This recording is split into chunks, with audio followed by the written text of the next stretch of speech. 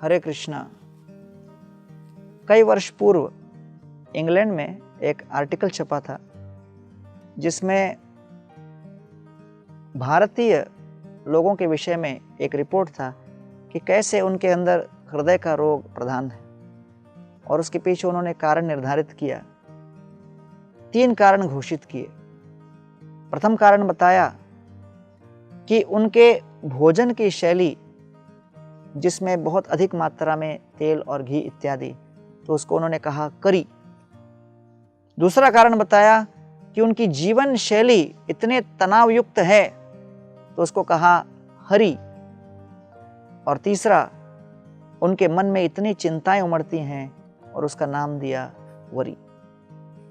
तो इसलिए हम सभी को अपने जीवन में इस चिंता से मुक्त होने का उपाय ढूंढना है, और इस चिंता से मुक्त कैसे हो, ये वास्तव में गीता का मूल विषय है।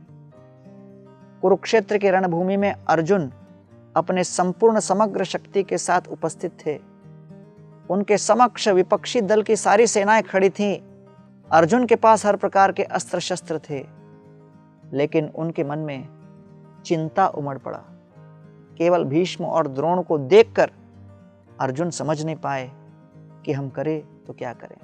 रामायण में कथा आती है कि वानर सेना ने विचार किया कि राम और लक्ष्मण अनशन करते हैं, तो हम भी अनशन करेंगे, हम भी व्रत लेंगे कि हम कोई भोजन नहीं करेंगे। तो अगले दिन व्रत का दिन था, एकादशी थी।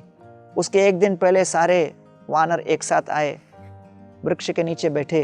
तभी अचानक एक वानर ने संबोधित किया कि मैंने सुना है कि द्वादशी के दिन इतनी थकान हो जाती है, शरीर इतना शिथिल पड़ जाता है कि हम लोग वृक्ष के ऊपर भी चढ़ नहीं पाएंगे। तो मेरा प्रस्ताव है कि आज हम एकादशी से एक दिन पूर्व ही वृक्ष के ऊपर चढ़कर बैठ जाएं। तो सबने कहा अच्छी बात है। सब लोग ऊपर चढ़ के बैठ गए। किसी ने कहा कि मैंने सुना है कि शरीर में इतनी शिथिलता होती है कि हम वृक्ष के डाल से किसी फल को भी नहीं तोड़ पाते। बोले अच्छा, ऐसा करते हैं, फल को तोड़कर हम हाथ में अभी रख लेते हैं। तो सबने फल को तोड़ के हाथ में रख लिया। फिर वानर ने कहा अरे मैंने सुना है कि शरीर इतना कमजोर पड़ जाता है कि हम अपने हाथ को भी मोड़ नहीं पाते, हाथ जकड़ जाता है। मैं तो कहता हूं अभी मुंह में सारे फल को रख लेते हैं। सबने उनकी बात मान ली, मुंह में फल रख लिए। फिर एक वानर ने प्रस्ताव दिया, अरे मैंने सुना है कि जबड़ा भी अटक जाता है और हम उस वीकनेस के कारण, शिथिलता के कारण हम चबा भी नहीं पाएंगे। ऐसा करते हैं, आज ही एकादशी के एक दिन पूर्व ही उस फल को चबा के रख लेते। तो किसी ने कहा इतना कर लिया तो फल को खा ही जाओ। तो इतने भविष्य के विषय में सोचते रहेंगे, चिंता करते रहेंगे, तो वर्तमान का क्या होगा। इसलिए चिंता से मुक्त होना हो तो चिंतन करना है।